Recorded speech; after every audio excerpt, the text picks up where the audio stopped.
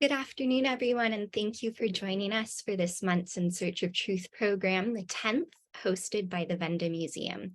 My name is Natalie McDonald, and I am so pleased, along with my colleagues on the In Search of Truth Student Council, to welcome Tom Lin as our special guest for this afternoon's discussion of truth and fiction. Tom is the author of The Thousand Crimes of Ming, which won the 2022 Andrew Carnegie Medal for Excellence in Fiction and was a finalist for the New York Public Library's Young Lions Award. Hailed as a bold reimagining of the classic Western, the critically acclaimed novel follows Chinese-American assassin Ming across the 19th century American West, on a quest to rescue his kidnapped wife and exact revenge on the men who conscripted him into service for the Central Pacific Railroad. Along the way, Ming partners with a clairvoyant old man known as the Prophet, as well as a troupe of magic show performers, some with supernatural powers. Upon the novel's publication last year, Tom told the New York Times, "I wanted to write a character who was unarguably American, whose belonging to the land was totally above question. And yet, as he goes through the book, he's continuously confronted by a society that wants to other him and reduce him." Born in Beijing, Tom grew up in New York and earned a bachelor's degree in English at Pomona College in Claremont, California, where he and I actually worked together as student writing tutors. Tom is currently pursuing his PhD in English at UC Davis, where his research is focused on relations and tensions between the imagined worlds of science fiction and the interdisciplinary field of science and technology studies.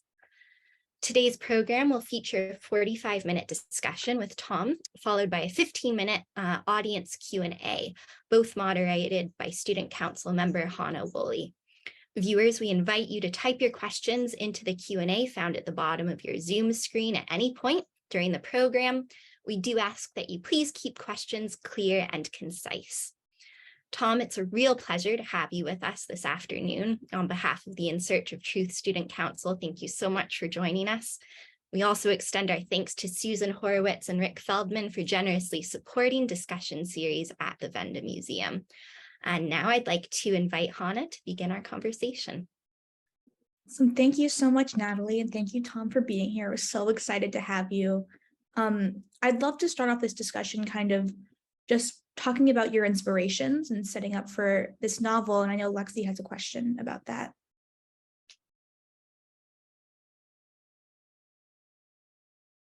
Lexi, hi, Tom. So sorry. My roommate just came in. College life. Anyways, thank you again for joining us today.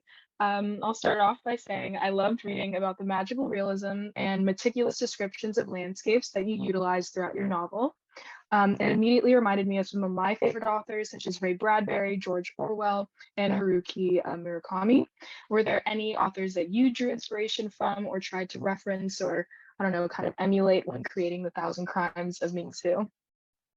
Yeah, absolutely. First of all, thank you. Very high praise for the authors that it reminded you of.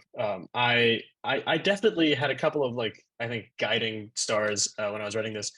I wrote my undergraduate thesis on Moby Dick, and so I spent a lot of time with Herman Melville. To the extent where there was probably a period of about 1 or 2 months where I would be able to quote large passages of Moby Dick from memory, which made me very fun at parties. But I think, I would say Herman Melville for sure. I think Melville's so good at establishing this sense of scale between the human and the transcendent. Especially, even in his shorter stories like Bartleby the Scrivener, you're always witnessing the movements of something that is much larger, much more powerful, and much more ancient. And so I really love Melville for his ability to kind of step down this almost biblical sense of scale. But yeah, there are other influences. So John Steinbeck, who has East of Eden, and he has Of Mice and Men. He is one of the best writers that I've ever encountered at setting place and time. He's so good at nailing the feeling of what is it like to be in Salinas, California, at this very specific time. To the extent where I read East of Eden in high school, and I didn't actually go to Salinas until many years later in college. And when I got there, I mean, part of it is because the town has kind of reimagined itself as Steinbeck land. So I think part of it is a little intentional, but I was like, wow, this is exactly as it is in the book. And I think that's such a rare kind of feeling. I think, cinema, it's very easy to have like very rich descriptions because it's all there visually. But to have to do that in prose, I think, is a much more difficult task. And I really admire the way that Steinbeck manages to execute that. And the last one that I'm going to name is this Hungarian writer, Laszlo Krasznahorkai, who I think recently I read a line that was like the favorite of graduate students who are looking for adjunct positions. So I'm not quite there yet, but I think it is very funny. He is this Hungarian writer. He has these like insanely complicated, really kind of postmodern fiction. The one that I particularly like of his is actually one of his shorter ones. He has some really, really long ones, but this one is only 70 pages. It's a single sentence. It's called The Last Wolf. Um, and it actually, this is just a fun fact. The book is given in this kind of reverse order. So like you have The Last Wolf on one side, and if you actually flip the book over, there's another book on the other side called Herman.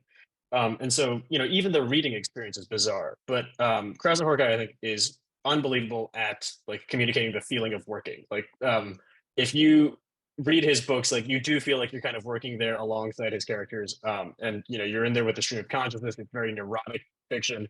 I love him. I think all these authors are really great. And I read a lot as I was trying to prepare for writing. And then once I actually got started writing, I tried to read as little as possible except my own stuff because I felt I was so susceptible to like thinking that something was cool and then just putting it in there. So yeah, if that answers your question. That's so interesting to hear about all of your inspiration and how they're very different authors, but they're kind of all coming together. And I really noticed you have a lot of interest in kind of making things feel real and feel like you're there and kind of understanding what it's like to be there at that place or time. And I want to look a little bit towards genre and how we can use that. I know that your book combines many genres, including magic realism and historical fiction. How do you balance sort of the truth and facts with the imagination and pure fiction that really allows you to create that sense of time and place? And do you find that having those categorizations of genre to be a helpful framework, or are they more constricting? Yeah, I mean, I think that's a really good question. I have seen I've seen my book in historical fiction. I've seen it in literary fiction, and I have also seen it in Western. So I think it's a problem that a lot of people are having with categorization, and I think it comes down to like this. What is genre? And for me, genre is a way of talking about a set of works. It's a tool for a critical or kind of readerly approach to text, but because it is about this, it names a set of common characteristics, right? So all books X such that they contain guns and they're set in the American West, right? But there's something about genres which is very flexible that allows us to recognize a space western. So it's not set in the American West, and yet we'll read it and we'll say, well, the Mandalorian's kind of like a western, right? And so like where are we getting that? And I think for me, it comes down to this thing of like genre is a way to think about constellations of texts and kind of put them into relation to one another. And when we think about new genres popping up, so one thing that I've also heard about this book is that it's a new Western or a weird Western. And the idea that like a new genre is popping up is not so much that there's new books coming up, but that there's suddenly a new category, a new constellation of texts that seem to talk to each other, that seem to revolve around the same set of concerns. So I think of it as a Western. I wrote it as a Western because I think it is concerned with a lot of the questions that Westerns are generally concerned with, sort of mortality and labor and violence. But this question of like whether or not genres are helpful or constrictive, I think I'd like to think that they're neutral paradigms because they provide this kind of intertextuality and this kind of critical framework. There's definitely, it's definitely possible to overcommit to genre and have your writing be overdetermined by genre considerations. But I think at the end of the day, it's a tool for approaching texts as being, not simply individual texts, but also among a kind of a whole panoply of other texts that are talking about the same thing. As for, I think, the truth and the facts, I did a lot of research and I don't think I found anything that nobody knew before, but I definitely found a lot of things that were, new to me. And I think if there's one thing that research has always taught me, in any subject, it's a little more complicated than that. So it never is as cut and dry as you want it to be. And there's a tension there, right? Because the thing that draws you into doing research is that you do have this kind of very simple statement of this is a weird thing that I'd like to check out. And the more you look into it, the more it opens up, and what you're really encountering is the fullness of history and time.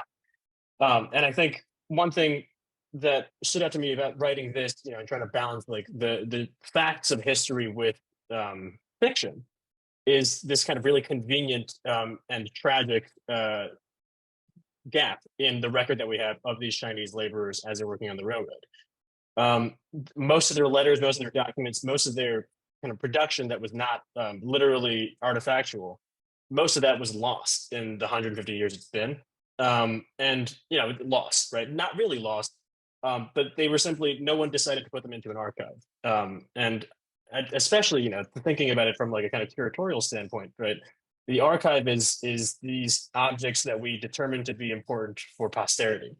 And so what was determined to be important at that time was not any of these, the Chinese laborers' production, but, the business dealings and the telegrams and the letters between the people who organized the whole thing. And so for me, it felt like I was writing into that gap, right? That I had like the guidelines and the kind of the rails to operate within this kind of historical milieu, but come up with a story that was fictional, to kind of bridge that gap. Absolutely. It was so nice also hear a glimpse into your research process and balancing that history and fiction and getting to a true historical fiction. And I do want to look into the Western as a genre a little bit, and kind of your reimagining of that genre, even though it's not necessarily a space Western, it's a different form of Western. And I want to turn it over to Ashla for a question.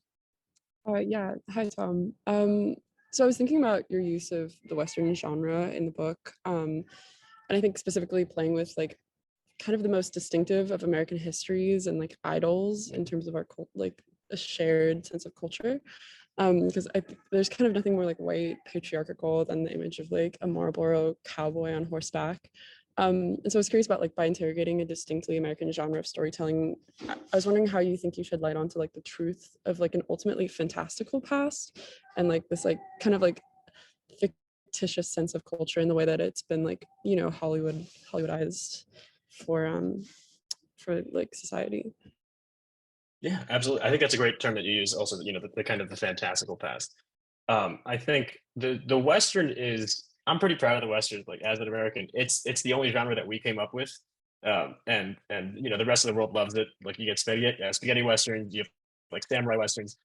So I have kind of a little bit of national pride in the genre, but I think it's always been a genre for a particular kind of purpose. And that purpose is to give us the history of America, specifically during this one kind of very fragile time in our national identity, right? As we kind of made ourselves into a bi-coastal country, and in the process exterminated scores of indigenous populations and enacted this kind of domination and imperialism all over the interior of the continent. The Western has been a genre that tells us that story, but also it tells us in a kind of normative, right, where it says not only is this how it happened, but this is how it ought to have happened. And I think it's for that reason it's a very powerful myth making machine. And for me, it was like the fun of it was taking that myth making machine and seeing if I could turn it to any other aim, right? So by replacing this kind of archetype of a white male cutting through America, right, to change it into an Asian American, what kind of genre knock-on effects is that going to produce? How does the genre flex into form against that pressure, right? There are things that suddenly became quite difficult to do in the Western with an Asian American main character, right? So you can't have him just kind of sauntering through town after town without kind of picking up a lot more recognition. And there's also things that become more possible with an Asian American main character. So he can kind of blend into the railroad workers. He can pop in and out. No one seems to remember him, right? And so in a way, like you can see that the genre is accommodating and also resisting certain pressure. And I think what I want to do with it was to see, is this an agnostic myth making machine? Can you put in anything and make it into kind of this kind of American icon?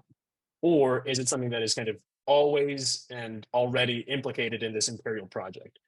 Because I think there is something that is useful to recuperate from the Western. I don't think it's like a bankrupt genre. As I'm sure you've gathered, I read a whole book in it, but I think it's got stuff that is worthwhile to keep around. It's got concerns that are worthwhile to think about. And if there's any way that we can try to divorce the genre as such, as form, from the purposes that it's been put to in the past, I think it would be through this kind of retelling and this reworking, to see what other stories are possible in this mode, that preserve its intentions but not its historical utility. Sounds like you were able to reformat this a little bit, but you were really grounded in research and truth, even thinking about how an Asian American character would be able to exist in this time in a truthful manner based on the history while still reimagining this fantastical story. I know Natalie has a question about sort of your research and evidence. Yeah, absolutely. So on that note, I know that you've spoken about the almost obsessive research that underpins the novel, cross-country road trips, climate charts, railroad surveyors, maps, etc. So I was wondering, Tom, if you can speak to the entanglement of evidence-based historical truth, conjecture, speculation, and magical realism in your novel. Yeah, absolutely. I mean, I think a part of the amount of research that I did is definitely like comes from this kind of habit that I have, which is I do research to avoid writing because I find writing to be just impossibly difficult. So the more that I dread writing something, the more I usually end up getting into like, really into like the minutia of this particular revolver or like this set of rocks that are really interesting in Nevada. But I think, the reason that it feels productive while being also procrastination is because I think the facts have to flow into the fiction through this kind of pathway. For me, historical accuracy and evidence, like those are truths that are important because you need to establish this kind of ground truth with the reader, right? So a story, even fiction, is always an invitation to the reader. It's saying, if you come along with me on this story, and if you set aside, your disbelief, hopefully we can talk about a story that you find interesting and more true than the stuff that is out there in real life. But it does have to be that kind of willing suspension of disbelief, right? The reader has to agree to quiet their skepticism so they can enter into the world of the story as though it were real. And I think that like that's the really cool thing about fiction. Like that's the big conceit, right? Like it says it's fiction. We pick it up from the fiction section. We know that fiction means it's false, and yet we participate in it as though it were real, right? And so like it as far as like the stability of truth, like fiction is something that seems to show that you can generate truth value out of things that are not based in objective reality, right? And I think that has something to do with our ability to believe in a story more than we can believe in like numbers or statistics or even like data. And so for me, like historical accuracy is important because you're helping make that jump for the reader a little easier. Especially if you want to include the kind of fantastical, magical, realist elements. You're saying, if you trust me on the weather patterns, and if you trust me on the number of shots that he's taken in this fight scene, well, surely you can come with me one step further, and we can talk about the supernatural, and we can talk about the completely remarkable. And I think that's the coolest thing that magical realism can do, which is to show you a world that to you seems remarkable, and but it's presented as totally mundane. And then it has this kind of request, which is that when you leave the story and you re-enter the utterly mundane of your own life, you may re-encounter and recognize that some things in your own life, perhaps everything in ordinary life, has always been remarkable. And so I think, you use historical accuracy, you use facts, but they're being used to an end in fiction, which is to borrow that sheen of realism and to distribute it widely throughout this invented reality. That's so interesting. Balancing falsehoods to create something true when you take it and interpret it. And what's wonderful about works of art, especially with literature, is how you can create a sort of larger message of truth out of these sort of this combination of facts and falsehoods. Gianna, would you like to ask your question about that? Yes, thank you. Writing has the ability to transform someone's perceptions and preconceived notions on a situation. With this comes apparent dangers of misinterpretation and spread of misinformation that can influence a multitude of people. Given this, how do you ensure that your historical writing, or any writing whatsoever, reflects one of truth and fact? And furthermore, how do you determine what the ultimate truth is without bias? That's a really great question, and I love that you said ultimate truth. And I think that's one of the things that we're taught, right? Like especially like in educational settings, like we're being given the truth, the ultimate truth, which is something that is out there in objective space, which exists without reference to any subjectivity. And I mean, I think there's certainly things which are true in that sense, like fundamental mathematics seems like that could be true. Whether or not like 1 + 1, it seems like it'll always be 2, whether or not there's anybody around to check that. But I think the what we consider true is probably not objective in most cases. And I'm not like not to say that there isn't an objective truth or that truth is not worthwhile, but actually to draw instability and attention to this kind of like the wiggliness of truth as objective quality. Um, there like there's some things which seem pretty easy. Like you can say, well, we can obviously probably guess that history isn't going to be ever objectively true. It's always going to try to get closer and closer to something that really happened. But there could always be new archival materials that could be discovered. There's going to always be new technologies for recovering the past. There could always be new people. But we're trying to get close to the truth.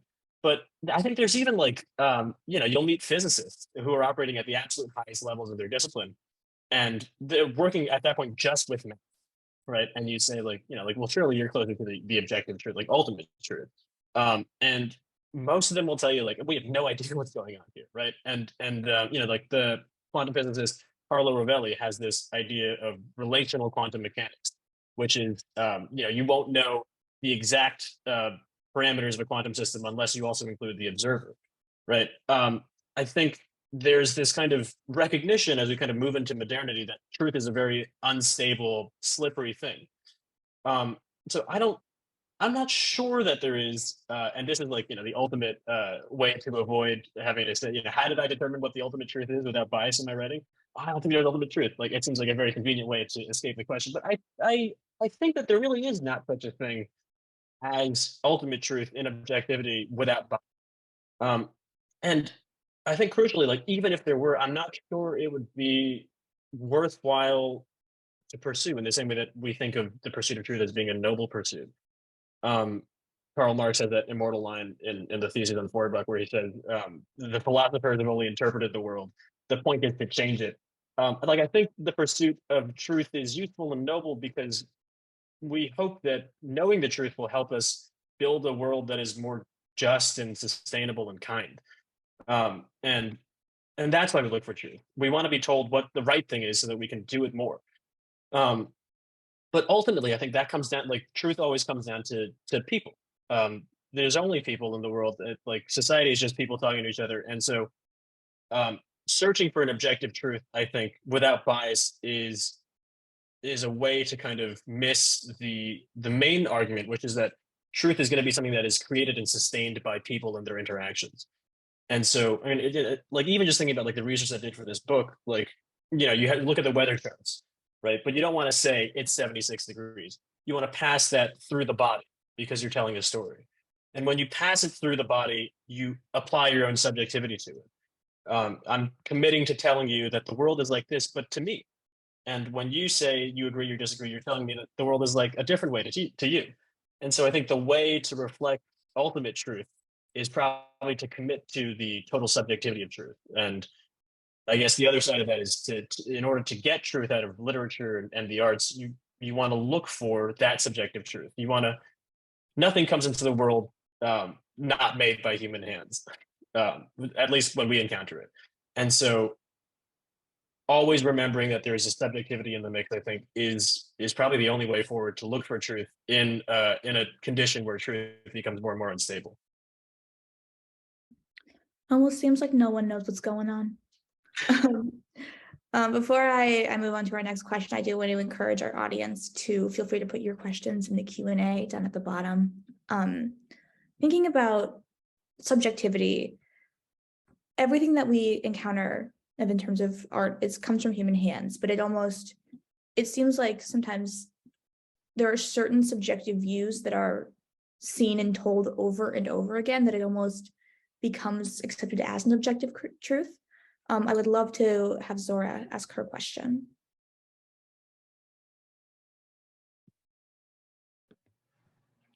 Hello, yes. So, as Hannah said, I wanted to ask, being a writer of color and a literature enthusiast in general, I'm sure you've encountered the phenomenon of whitewashing time and time again. And in other words, I wanted to bring forward Nigerian writer Chimamanda Ngozi Adichie, who defines this as the telling of a single story in her TED Talk, The Danger of a Single Story. With this, I wanted to ask, what are your feelings on this harmful cycle of mistellings? And who do you think then holds the responsibility of, I guess, sharing the truth? Yeah. I actually had a really similar experience to Adije. She talks about like she grew up in Nigeria, but she's reading all these books in the library, these children's books. I think she's like, I have nothing against these children's books. Like they're great. I love these stories, but they were all from Britain and America, and I think one of the things that she said is like when she first started writing stories, because the only stories that she encountered were from these Anglophone countries, these predominantly white countries. All of her characters, she's in Nigeria, right? But all of her characters in her stories are white, and they play with snow, right? Something that she's never seen at that point. Like there's no snow that she's ever seen. And I had a similar experience, and I think a lot of writers of color have this experience, especially if they like, and I hope it's my hope that this experience is less and less frequent as we move toward a better society. But when I grew up, I read children's books. I love those children's books. They had only white people. And so when I started writing my own stories as an elementary school, like little author, only white people in my in my stories, right? And I grew up in Flushing, Queens. Like it was so divorced from my reality, but you felt that was what literature was, right? There were real stories that you lived, and then literature was just white people.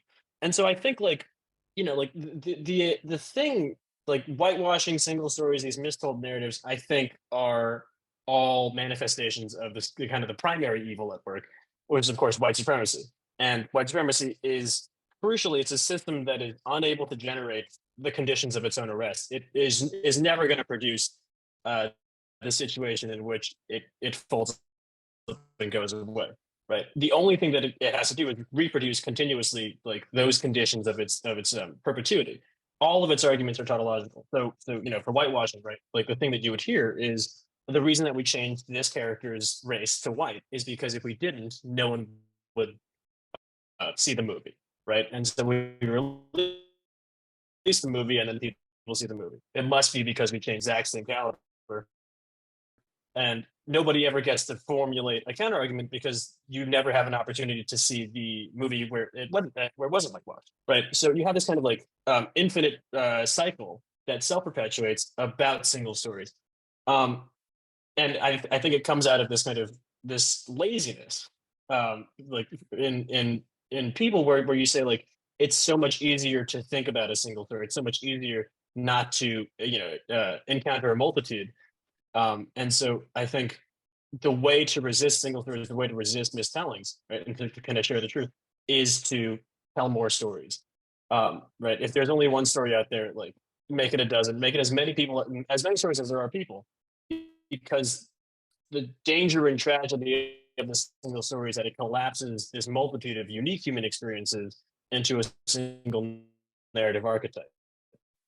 And when it does that, it forecloses single story is not that there's one out there; it's that there aren't any others. And so the field of experience and expression is always going to be a harm to kind of human culture. We think holds a responsibility. It's all of us, right? We'll all tell our own stories, and then when we get into a place where we can amplify other stories, we'll do that as well.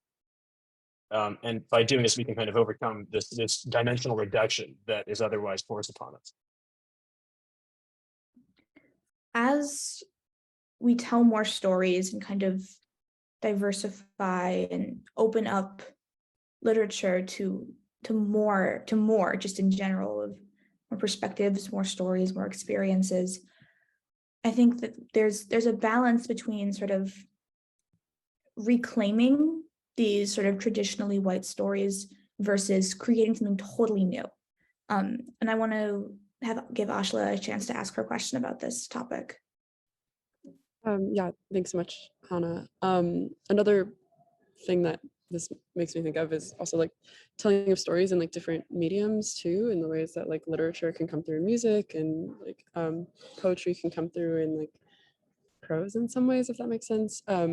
But anyway, my question is that when I first discovered your novel, The Thousand Crimes of Ming, its reclamation of the mythology of the American West and the archetypes it produced, like what we were talking about earlier, really reminded me of a Japanese American musician Mitski and her 2018 album Be the Cowboy.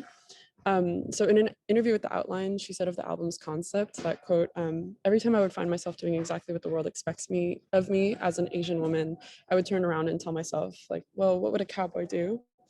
And so it I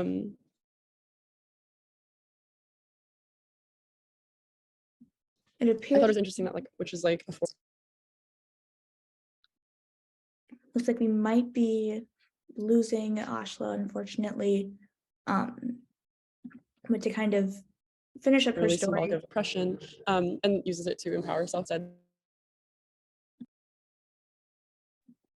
I think we'll finish up Ashla's question, thinking about Mitski asking. Can you guys hear me? You're cutting in and out, Ashla. I think I will finish up asking your question. Mitski thinking about what would a cowboy do, and kind of appropriating the figure of the cowboy, which was a force formerly symbolic of oppression, and using it to empower herself as an Asian American woman. Do you believe that Ming Su's reclamation of his American identity works similarly, or instead sort of diminishes the role of the white American in favor of a new icon in the nation's history? Yeah, that's a very good question. I think it ideally I'd like it to work both ways, right? Where not only is his own Americanness kind of being reinstantiated through this appropriation of kind of cowboy masculinity, but also that it becomes another kind of figure that we can look to in American history. I think ultimately, like, what comes into play here is the extent to which, like, we can come up with our own new icon, and also that where we can think that, like, a new icon doesn't necessarily diminish the power of all previous icons. Because I think there's one way to frame it in which, like, there can only be one, this kind of monadic iconoclasm of American culture, where it's, like, there's either one Marlboro Man or there's nothing. And so, it sets up a kind of politics of threat every time a new story or kind of new paradigm comes on the scene, where you get people who are, and this is, I think, the most basic of the conservative reflex, as far as like philosophical conservatism, where you say, like, things were fine the way that they were. Why does it have to change? And I think the response that we can have to that is well, it doesn't, like, it needs to change because things weren't fine, right? And so, but you have to kind of backdate the problem and recontextualize the past as being not that great, so that you can reintroduce these new figures. So I think, like, it part of it is Ming Su is kind of doing what Mitsuki is doing, and borrowing these logics of, like, this is what works, this is what's powerful, this is what has usually, like, given authority and control. And so if we take that, then I can also adopt those kind of parameters. But I think what also needs to happen, and I hopefully I think we can all work towards, like, where these stories no longer need to riff on older stories or kind of adapt or reimagine, but actually can begin imagining out of whole cloth. To the extent that any novel can imagine anything out of whole cloth, but to kind of, like, instead of saying, well, let's redo the cowboy, like, let's come up with something totally new, right? And an icon that doesn't actually take away from any previous icons, but then stands alongside. but actually, I need to check out an interview with the outline because that sounds really fun. But I think the Western for me was a very, very easy approach. It made a lot of sense. I really love the kind of the story and the velocity of it. But I think looking down the road and the kind of stories that like I want to read and that I want to tell, I think I I'm hoping for that kind of future where we can tell stories that don't necessarily only borrow older paradigms of power, but actually come up with new ones entirely. And kind of building off your creation of creating new paradigms and creating new pieces of literature, who is your audience when you do this? Are you hoping to reach people that typically don't sort of partake in these genres of the Western or historical fiction, or are you kind of reaching for people who love these genres and kind of are used to this traditional aspect, and then you're going in and mixing it up a little bit? Yeah, I mean, I for me, I wrote it for myself as a kid. I mean, maybe not as a kid, but like myself, in high school and college, when I was like kind of looking for these stories that featured people that like I could relate to, but were also fun, and because I think so much of um, and this is changing these days, thank God. But I think like in the last 30, 40 years, a lot of times what was published from writers of color were stories that inadvertently reinforced the preconceptions that a white readership had about those people of color. And so you saw a lot of stories about like the hardship of being an immigrant, and like it is hard, right? But there's also joy. Like there's also things in the experience of people of color which were not seen as very marketable, precisely because everyone was aiming at this kind of white readership, especially and it is getting better, but it is something that we're still working on. And I think I wrote this for myself, and I was really happy to read it when I was finished with it. One thing that I am finding, just from kind of feedback from friends, is that dads seem to really love it. So I guess my audience is also dads, but I think the hope is that someone comes to this. Maybe they've always read westerns, and they haven't even realized that the westerns that they're reading are always within this kind of certain type. And so suddenly they get to encounter this western that's a little bit different. And that to me, and hopefully then they love it. But that to me would be like the ideal reader who kind of enters into this world from something that they are comfortable with, and then finds themselves a little unsettled, a little out of their comfort zone, and then has to kind of reintegrate that into what they like about the genre. I have made the mistake only once, very early on in the publication. I have made the mistake of looking on Goodreads reviews, where I saw that like some people are upset about the magical realism, and to that I would say, like, I don't think the Western has ever been realistic.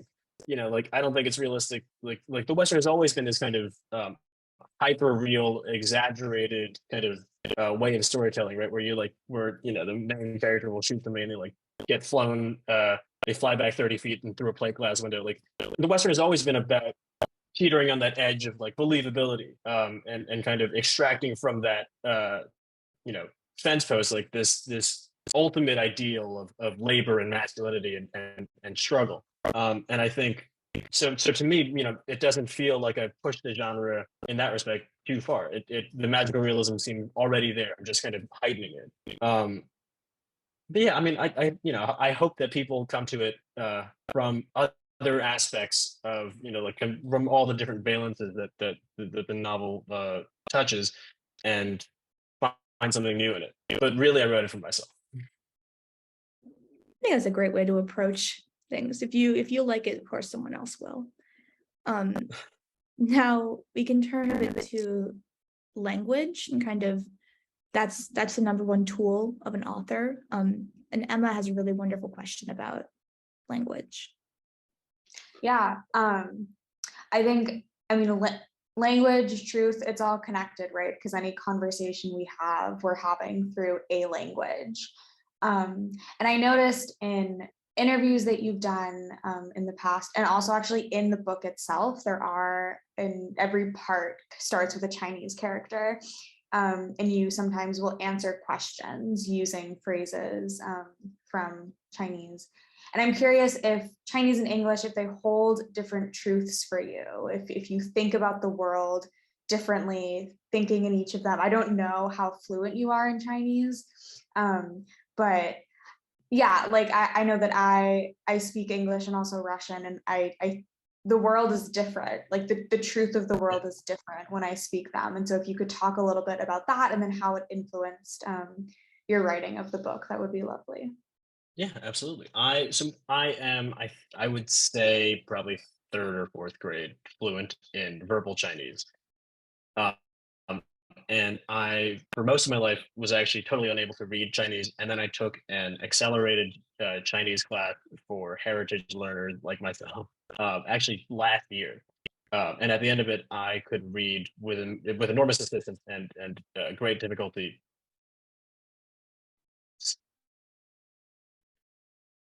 simple newspaper articles. 90% of the characters that I learned. So it's not a durable knowledge. But it's always had an interesting kind of position for me because like I'm Chinese American, and my parents speak Chinese, and yet I really can't access kind of this enormous world of other experience, simply because like I'm so bad at the language. But I think there are, I agree with what you were saying that like we can never get out of language. Like, language is all there is, especially when we're talking about something like truth. Like there is no meta language that is better and above and which encapsulates everything we could talk about and gets at the truth any better. But I was really taken with the way that you phrased it. I think things look different from different languages. Words are kind of connected to each other differently. Ideas are different, and so that's why I think translation is so cool. Like you can get pretty close, especially when you're talking about certain things, like instructions or something, you can get pretty close to the same thing. But the language is always going to look at the world a little differently. Things are going to appear to be linked to other things. And so there are certain turns of phrase that I really prefer in Chinese. There's also this is less relevant, but like my multiplication tables, I memorize in Chinese because all the numbers are one syllable. And so when I do multiplication, I have to do it in Chinese and then I translate the numbers out. But it's stuff like that. Like I think languages have different ways of working around the hollows that they can't cover. And I think like for that reason, it's always interesting to approach problems or phrases or kind of descriptions from more than one language if you can. And I am certainly not good enough at Chinese to do that on kind of any serious basis, but it's also useful to borrow that, right? So you can go looking for something in a different language and then kind of see how that feels and then see if you can recreate that in English, which I guess is the project of translation. But I think in general, I wish I spoke more Chinese. I wish I was better at Chinese. And most of that is because like the stuff that I do have access to, I think is very interesting and very great. And if only I knew more, I would be even more capable of tackling these like harder problems. So as someone who is monolingual, even any sort of ability to speak or think in another language really opens up the world to multiple interpretations, and truth in language could be a whole discussion on its own. But now I want to turn to our audience Q&A, our first question being from Erica, who asks, in a recent LA Times editorial called "Where Have All the English Majors Gone?" the author laments the decline in the number of humanities programs as well as in the number of students choosing to major in English. Based on your experience at Pomona College, what is your view on the benefits of a liberal arts education, and how has a liberal arts education informed your own writing? That's a great question. I will always champion the value of a liberal arts education. I think one thing that the liberal arts education, right, or specifically the English degree, major did for me was it taught me to ask a lot more questions than I thought were appropriate. I think so we have this kind of data science thing at UC Davis, and one of the courses is Intro to Data Science, and we don't just teach how to solve data problems. We also are trying to teach reframing that problem. Is this the correct question to be asking? Is an answer to this going to tell us anything useful, right? Because I think what we find a lot with highly STEM focused avenues is that it's problem solving and it's kind of it's fitting puzzle pieces together. But one thing that is difficult to teach in science, and I think in STEM things in general, is the kind of instability of that question, the larger framework, right? Because you have to acquire so much expertise to be able to tackle a problem. That one thing that gets lost along the way is like, all this stuff is contingent, right? We could discover something new tomorrow that totally obsolesces this entire chain of things that we've learned, and so you have to kind of believe in a stability of science. And I am saying, because I am an SPS scholar, so like, I've become really disillusioned to the objectivity of science. But I think a liberal arts education is there not because you specifically want to learn about English or you specifically want to learn about anthropology, but mostly because it's going to reveal a way of thinking, a way of critical analysis that is more generally applicable. And that, as you can imagine, is a hard value sell for like employers sometimes. But I think it is really worthwhile to at least explore the humanities for that reason. That that there are ways of thinking that are above and include other ordinary problem solving methods. And sometimes that's the place that you need to go if you want to figure out how to get at something, how to go, how to like plan for the future. Absolutely. Humanities education also teaches you that there is no right answer. And sometimes it's about the process of figuring things out. Our next question comes from Ricardo, asking about some Western movies. So there are a few examples that he didn't hear you mentioning that he finds very realistic or close to what it is impossibly.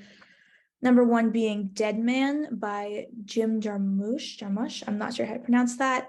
Number two being Hell on Wheels TV series about the railways construction east to west in the late 1800s.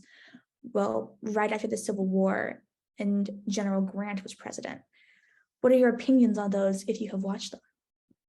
I have not watched Dead Man, and I haven't watched Hell on Wheels either, but I have read the book Hell on Wheels, Hell on Wheels is about the Union Pacific.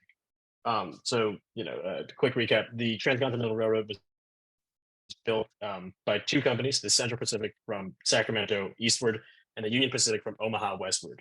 And right in the middle of them was the Sierra Nevada Mountains, this kind of enormous, difficult thing to build over. And so what happens is you have the Union Pacific kind of comes out of the gate like 100 miles an hour. They're laying down track. They're getting all their workers from the east and the eastern seaboard.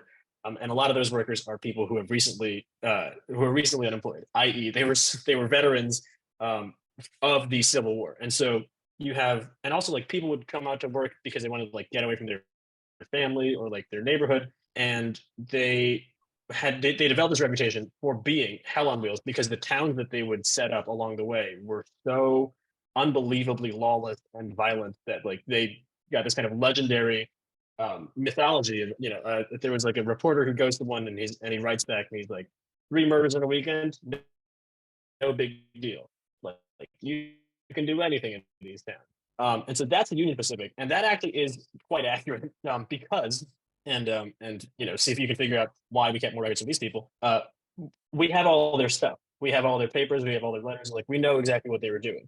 And on the other hand, in the Central Pacific, they were having really hard time finding labor. So they ended up going to Chinese labor only after they had really failed to retain any other kind of white labor. And so you have these, they're quite different. And they only really interact kind of towards the end when they're trying to, because the government is paying them per mile. So each company is trying to lay as much track as they can, even if it means like beating the other. So at one point they actually lay track, apparently they don't lay it, but they set it up parallel to one another just in case they can get there before the other company. So, you have this kind of like very well documented, very kind of bawdy, rowdy experience on the Union Pacific, which is hell on wheels. And then you have the Central Pacific, which is just like, 20 to 30,000 Chinese workers who are most of them unnamed. We have no idea who they are. We have a general idea of where they came from. We know what they did, right? We can walk along the tunnels and we can explore that. But I would say that the Hell on Wheels show is probably very accurate. As accurate as Western can be. And I haven't seen Dead Man. So I guess that's my answer to those two pieces of media. Now I want to turn to a question about banned books being in schools from one of our council members, Zora.